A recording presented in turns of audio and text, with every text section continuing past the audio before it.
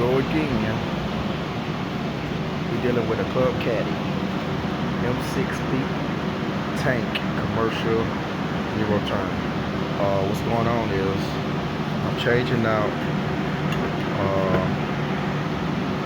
the clutch, the Pto clutch. As you can see, it's so rusty that it would not engage.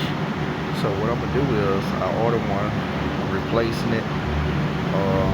I got a hydraulic leak, so I'm gonna have to turn around and find the hydraulic hose that is leaking.